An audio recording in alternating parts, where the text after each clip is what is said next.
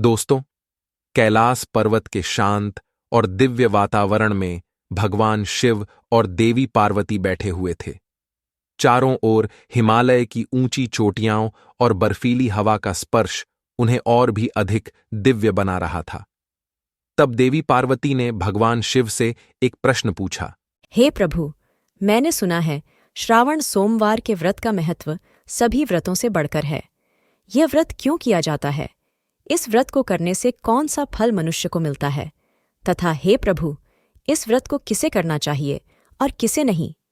इस व्रत के क्या नियम हैं? कृपया आप मुझे विस्तार से बताइए। भगवान शिव ने मुस्कुराते हुए उत्तर दिया, हे पार्वती, श्रावण सोमवार का व्रत प्रत्येक मनुष्य को करना चाहिए। यह व्रत हर विवाहित स्त्री और अविवाहित युवतियों के लिए अत्यंत महत्वपूर्ण है। इस व्रत को करने से सभी प्रकार की मनोकामनाएं पूर्ण होती हैं। जो भी इस व्रत को करता है, उस पर मेरी कृपा दृष्टि सदैव बनी रहती है। इस व्रत को करने वाले के सभी पापों का नाश होता है और उसे मोक्ष की प्राप्ति होती है। किंतु इस व्रत को करते समय नियमों का पालन करना अनिवार्य है। हे देवी, इस व्रत के नियम बताने से पूर्व मैं तुम्हें एक प्राचीन इतिहास सुनाता हूं। जो भी मनुष्य इस कथा का श्रवण करता है, उसके कोटि कोटि पाप नष्ट हो जाते हैं। उसे अनेक जन्मों तक श्रावण मास का व्रत करने का पुण्य इसी जन्म में प्राप्त हो जाता है। इसीलिए हे पार्वती, तुम इस कथा को ध्यान से सुनो।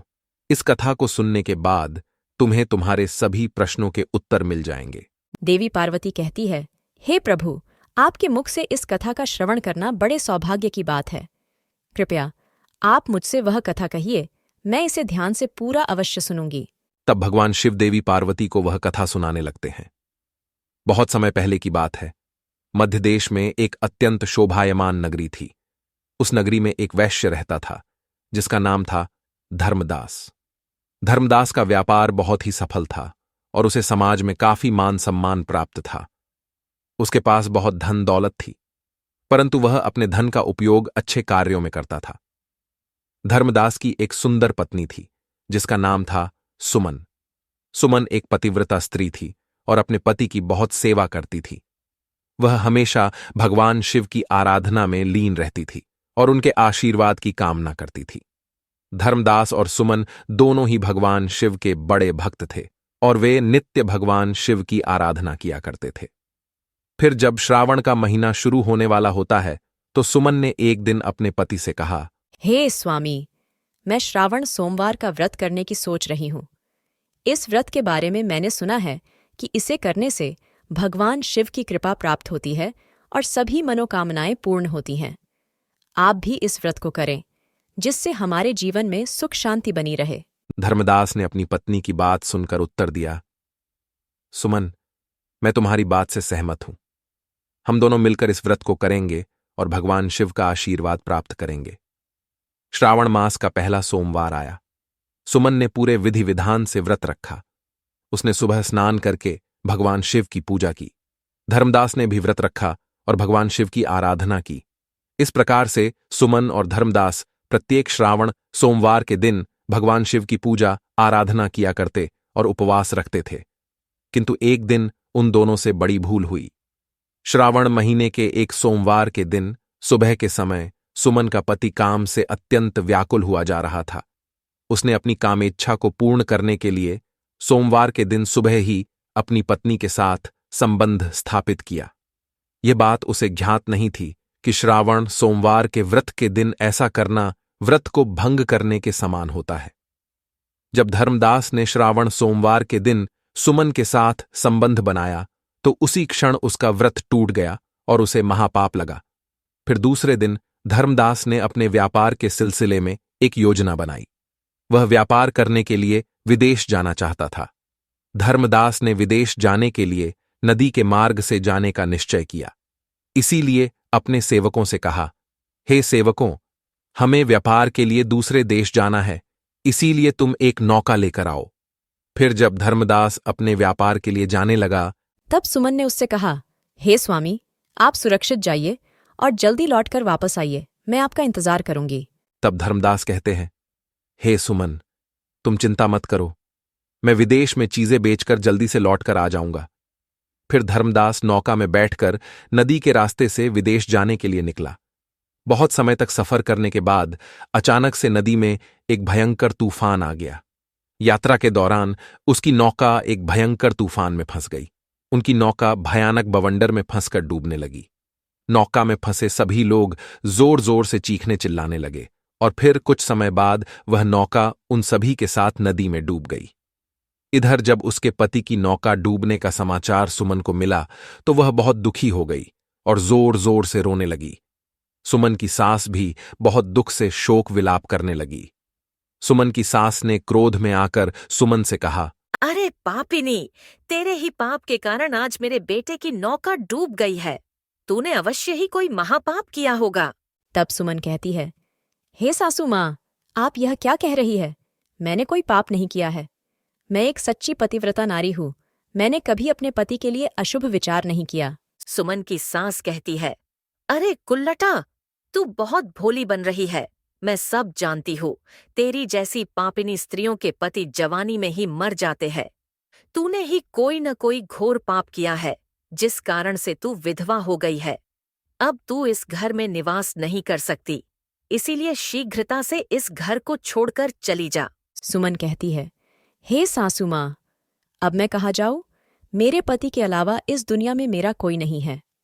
कृपया आप मुझे घर से ना निकालिए। मुझे विश्वास है कि मेरे पति जीवित है और वे जरूर लौट कर आएंगे। सुमन की सास कहती है, अरे दुष्टा, तू मेरे बेटे को खा गई और कह रही है कि मैं तुझे इस घर में रहने दूँ। तू अब यहाँ से निकल और कहीं पर भी चली जा। चाहे तो जिस नदी में डूबकर तेरा पति मर गया है, वहीं जाकर तू भी मर जा। इतना कहकर सुमन की सास ने उसे धक्के मारकर घर से निकाल दिया। सुमन घर से निकलकर चली जाती है। चलते चलते वह एक जंगल में पहुंच जाती है। उसी जंगल में एक विशालकाय वृक्ष होता है।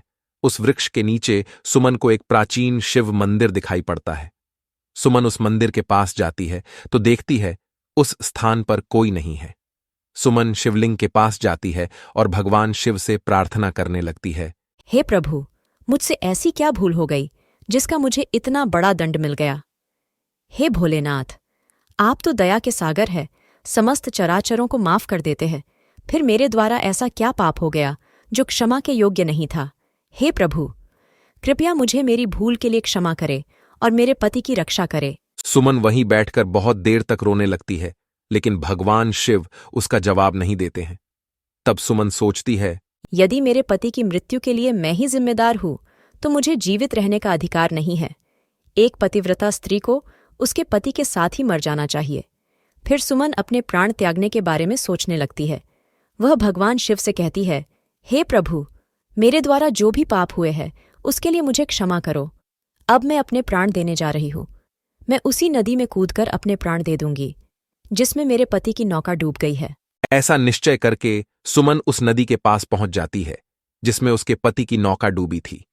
ऊपर से भगवान शिव यह सब कुछ देख रहे थे। जब सुमन उस नदी के किनारे पहुंच गई और उसमें कूदने लगी, तभी भगवान शिव एक साधु का भेष धारण करके उस स्थान पर प्रकट होते हैं और सुमन से कहते हैं, हे पुत्री, रुक जाओ, ये क्या अनर्थ कर रही हो? सुमन देखती है एक साधु महाराज उसे रोकने का प्रयास कर रहे हैं। सुमन कहती है, हे मुनिवर, मुझे ना रोकिए। मुझे जीवित रहने का कोई अधिकार नहीं है। मेरे पति इसी नदी में डूबकर परलोक जा चुके हैं, इसीलिए अब मैं उनके पीछे जा रही हूँ। तब साधु कहते हैं, हे पुत्री, रुक जाओ। किसी भी मनुष्य को स्वयं के प्राण लेने का अधिकार नहीं है। यह महापाप कहाँ गया है? यह बात सुनकर सुमन कहती है, हे साधु महाराज, न जाने मेरे द्वारा कौन सा पाप हो गया है जिस कारण से मेरे पति मुझे छोड़कर परलोक चले गए हैं। तब वे साधु कहते हैं, हे पुत्री, मैं तुम्हारे बारे में जानता हूं, इसीलिए तुम चिंता और शोक छोड़ दो। तुम्हारे साथ जो हुआ है उसका कारण तुम्हारे द्वारा किया गया पाप ही है। सुमन कहती है, हे साधु महाराज, कृपया बताइए, मेरे द्वारा ऐसा कौन सा पाप हुआ है और उस पाप का प्रायश्चित मुझे कैसे करना चाहिए? वे साधु कहते हैं, हे पुत्री, तुमने और तुम्हारे पति ने श्रावण सोमवार के व्रत के दिन ही संबंध स्थापित किया है। यही कारण है कि तुम्हारा व्रत टूट गया है और इसका घोर पाप तुम्हें लगा है। साधु की बात सुनकर सुमन को अपनी भूल समझ में आ जाती है और वह साधु से कहने लगती है, हे साधु महाराज, आप सत्य कह रहे हैं। मेरे और मेरे पति के द्वारा यह घोर अनर्थ हुआ है जिसका मुझे ज्ञान नहीं था। हे मुनिवर, कृपया अब मुझे बताइए, मैं इस पाप से मुक्त कैसे हो सकती हूँ और मेरा मेरे पति से मिलन कैसे होगा। साधु रूपी भगवान शिव कहते हैं, हे पुत्री, भगवान शिव के सामने प्राण त्यागने का विचार तुम छोड़ दो। उन्होंने तुम्हारे लिए एक उपाय बताया है। यदि तुम इस उपाय को करती हो तो तुम्हारा पति तुम्हें वापस मिल जाएगा। सुमन कहती है, हे मुनिवर, कृपया शीघ्रता से बताइए, वह कौन सा उपाय है। मैं अपने पति को वापस पाने के लिए कुछ भी कर सकती हूँ।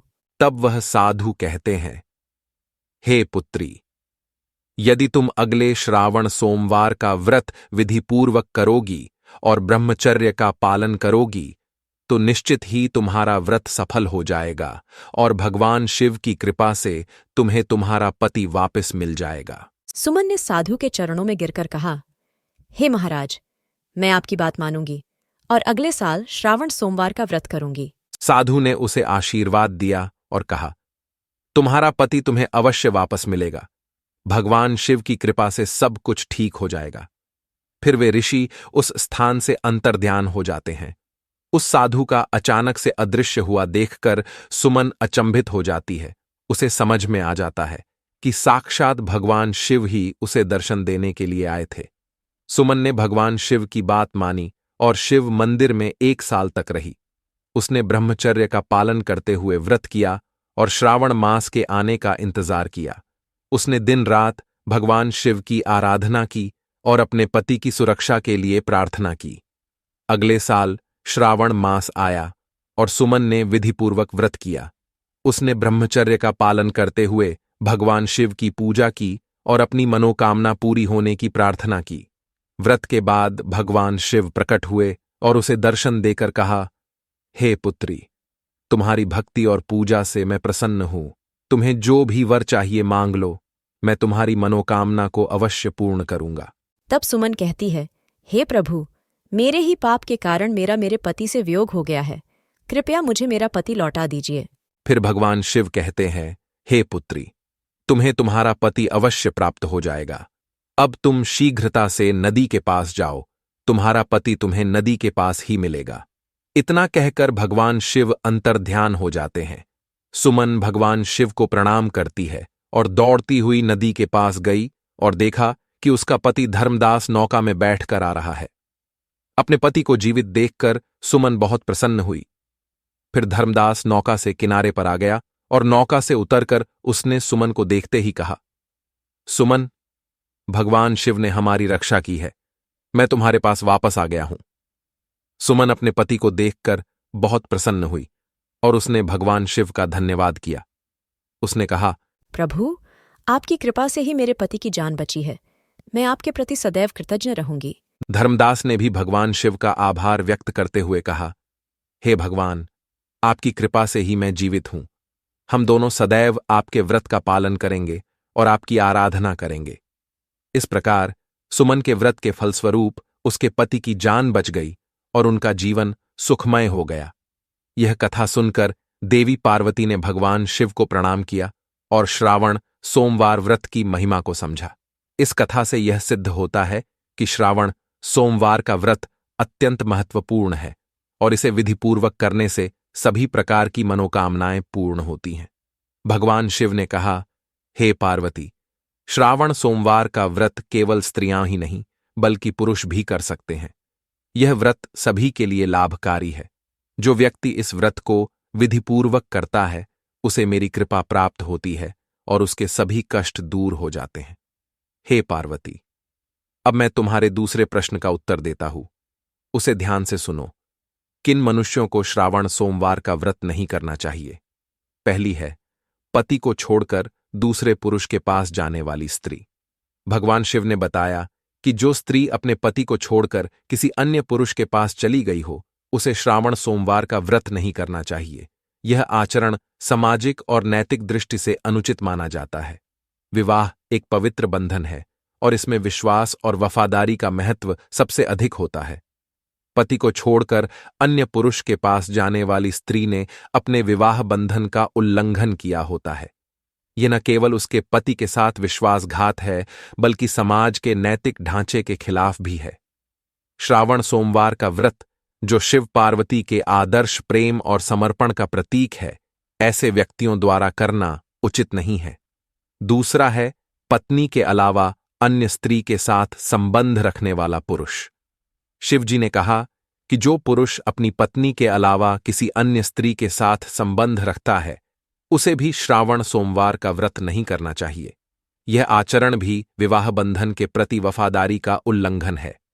विवाह में पति और पत्नी के बीच निष्ठा और विश्वास का बंधन होता है और इसे तोड़ना नैतिक रूप से गलत है। इस प्रकार के आचरण से समाज में असंतोष और अशांति फैलती है। शिव पार्वती का आदर्श संबंध हमें प्रेम, विश्वास और समर्पण की शिक्षा देता है, और इस व्रत का पालन केवल वही कर सकते हैं जो इन गुणों का पालन करते हैं। तीसरे हैं मांसाहार करने वाले लोग। शिवजी ने मांसाहार करने वालों के बारे में भी स्पष्ट रूप से बताया कि उन्हें यह व्रत नहीं करना चाहिए। शिवजी पशुपतिनाथ हैं, जो सभी प्राणियों के रक्षक हैं। वे किसी भी प्राणी के प्राण लेने से क्रोधित हो जाते हैं। मांसाहार से प्राणियों की हत्या होती है और यह भगवान शिव के सिद्धांतों के विपरीत है। मांसाहार करने वाले लोग व्रत के पवित्र उद्देश्य को समझने और पालन करने में असमर्थ होते हैं। श्रावण सोमवार का व्रत आत्मसंयम और शुद्धि का प्रतीक है, और इसका पालन वही कर सकते हैं जो अहिंसा और शांति के सिद्धांतों का पालन करते हैं।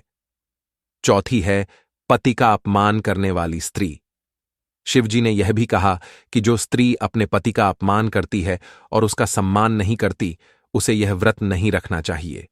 विवाह में पति और पत्नी के बीच प्रेम और सम्मान का बंधन होता है। अपमान करने वाली स्त्री इस बंधन का उल्लंघन करती है और व्रत के पवित्र उद्देश्य को नष्ट कर देती है। यह व्रत पति पत्नी के बीच प्रेम और सम्मान को बढ़ाने के लिए होता है। अपमान करने वाली स्त्री न केवल अपने पति का, बल्कि स्वयं का भी अपमान करती है। शिवजी के अनुसार ऐसे व्यक्तियों को श्रावण सोमवार का व्रत नहीं करना चाहिए, क्योंकि वे इसके मूल उद्देश्य को समझने और पालन करने में असमर्थ होते हैं। पांचवी है कपट भाव और बुरा आचरण रखने वाली स्त्री। जो स्त्री मन में कपट भाव रखती हो और दूसरों के साथ बुरा आचरण करती हो, उसे भी श्रावण सोमवार का व्रत नहीं करना चाहिए। कपट और बुरे आचरण से यह व्रत अधूरा और निष्फल हो जाता है।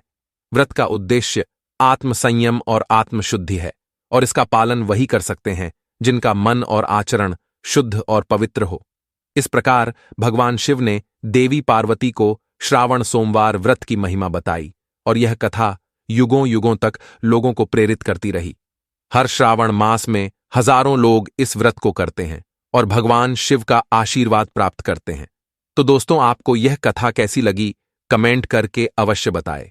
जानकारी अच्छी लगी तो वीडियो को लाइक जरूर करें और कमेंट में हर हर महादेव अवश्य लिखें। साथ ही चैनल को सब्सक्राइब करें। आप सभी का धन्यवाद।